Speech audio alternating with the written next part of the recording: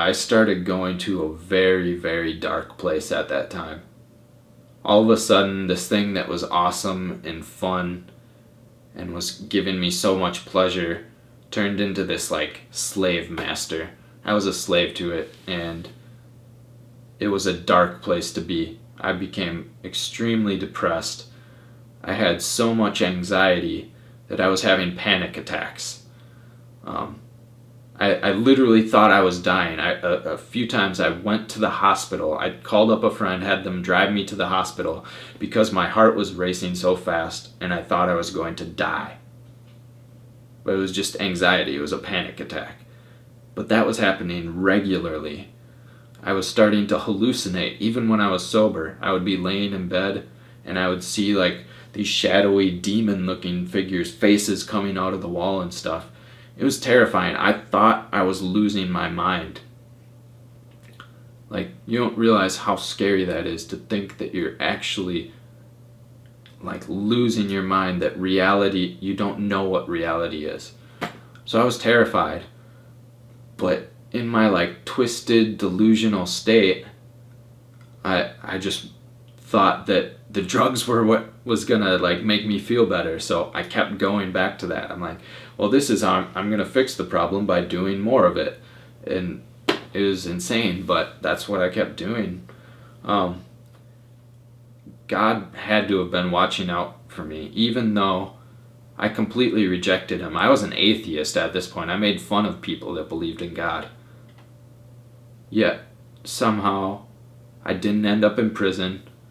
I didn't crash my car and kill someone. I'm still alive, and so he was watching out for me even in the midst of the worst of my sin. A friend invited me to go test ride some dirt bikes, and I hadn't rode for a while, but I was like, yeah, that sounds awesome.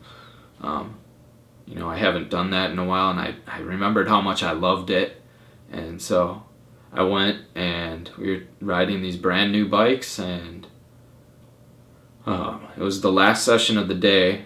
I was trying out this bike, and I pull out onto the track, and my friend's right in front of me. I see him, and I'm like, oh, I gotta pass him, like that pride inside me. So I tried going off this jump, and I cross jumped it and crashed, and I shouldn't have. I just wanted to pass him right away. I wasn't patient at all. And there was some rider right behind me who couldn't get all the way, and he just smashed into me. And I was paralyzed instantly. And I knew I was paralyzed. I just had this thought like, crap, my life is never going to be the same. I don't even think I want to live right now. And it was the worst pain you can possibly imagine. Like, I don't think you can even imagine it unless you've been through it. It was so painful. I just wanted to die. And so I was airlifted to St. Mary's Hospital, part of Mayo Clinic in Rochester. And one of the last things I remember hearing is, you might not make it through this surgery. My vertebrae got pushed forward into my aorta, which is the biggest blood vessel in your body. And so if that would have burst, I would have just bled to death. So that's what I went under thinking about. And at that point, I was just like, well, if that's it, that's it. Whatever. I didn't have any inclination to pray. I didn't think about anything. I was just like, well, I guess this must be the end. But I woke up, and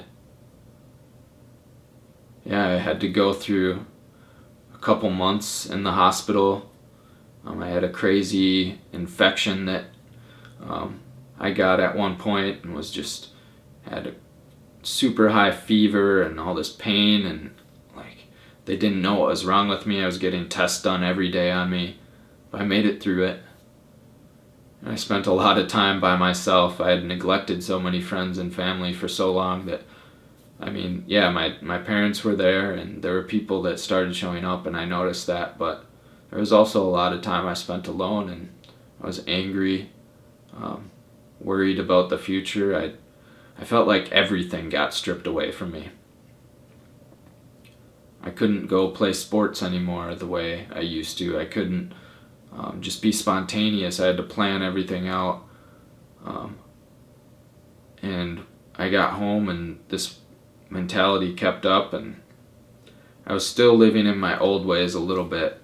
I pretty much stayed sober. I smoked pot a couple times to try and help with some of the pain I was having, but I pretty much stayed sober from that point on, which was a good thing. But again, there was nothing to fill that void that was left by that. I had been covering up any pain I was in with drugs and alcohol and pornography and sex and all this stuff for so many years that when it got stripped away from me, I was like empty and depressed to like an extreme level.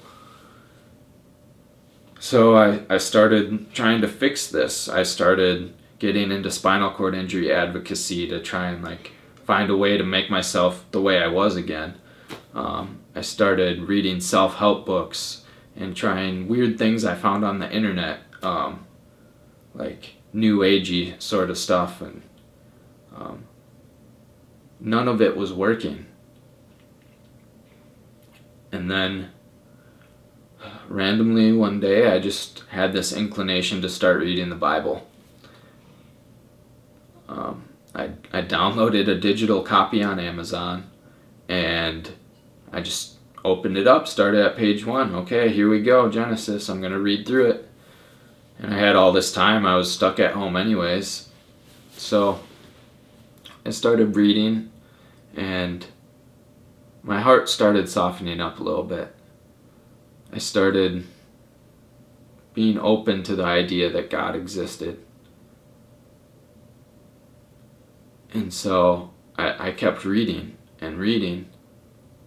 Sorry, my camera died off on me again. It does these like 20-minute bursts for some reason.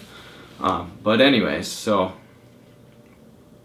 I've been reading the Bible, and then one night I had this dream. And in the dream I was like reliving a lot of the bad things I had done, and I felt like I was being accused of them, like I was on trial almost, and there was like this heavy weight of guilt on me. And there were like demons chasing me. There was like this, I remember this half man, half bull sort of figure chasing after me, and it was terrifying. It was a nightmare.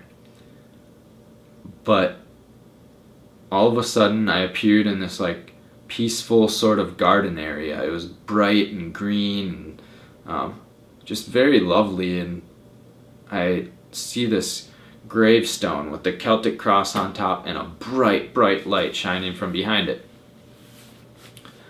And I just went up to it and I said, "Okay, God, I give up. I need the help of Jesus Christ." And the very instant I said his name, this just wave of cleansing went off inside. All of that stuff just disappeared. It vanished instantly. Like the instant I said his name, it was just gone. And I knew who he was. I didn't see or hear anything. I just knew. Whoa. Like, you're him? Whoa.